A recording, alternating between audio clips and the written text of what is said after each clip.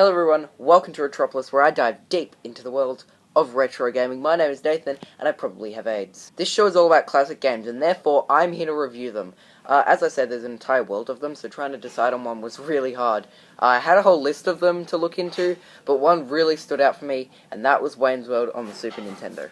Oh, Wayne's World? You mean the SNL skit turned movie starring Mike Myers and Dana Carvey? I love Wayne's World. And yes, while the game is based on the cult classic early 90s pair of movies, this is not worthy. Allow me to introduce Wayne's World for the Super Nintendo. Yup, this is it.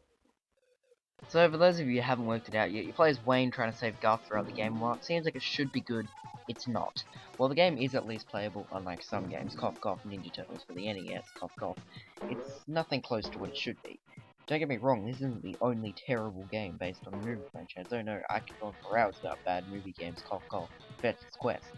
But it just doesn't represent the movie in the way it should. Take for example Amazing Spider-Man 2. Average movie, an average game was expected, but Wayne's World? Let me put it the only way I can. Ever taken your dog for a walk and it sees a pile of another dog's shit, vomits on it and eats it? What comes out the other end is the closest thing that represents this game. I'm pretty sure this game would be a better adaptation if it was adapted from that pile of dog shit.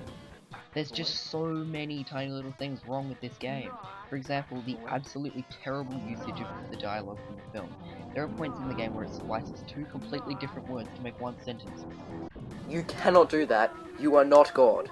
Another problem is the graphics. Now, it's not that I expected 1080p or 4K resolution like The Witcher 3, but for God's sake, this was the SNES. I swear to God this could have been pulled off in the NES, and it would have looked identical graphically.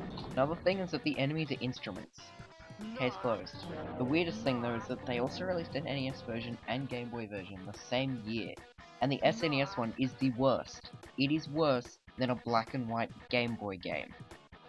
There's no use continuing to complain about this because I could go on for hours. This game isn't what it should have been. It's based on what I believe to be one of the best comedies of the 90s, and yet it's an absolute pile of shite.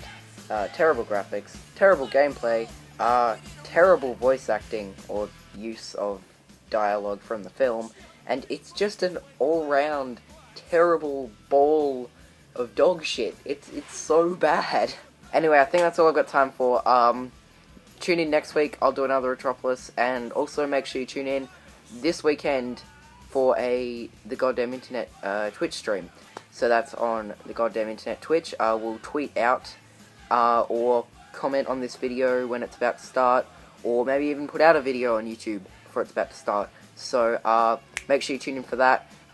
Like, comment, rate our video, subscribe to our channel, and check out our other show, which is the mainstream, and make sure you keep tuning into my show, Retropolis, and I will see you next week for more classic games. See you guys. Excellent.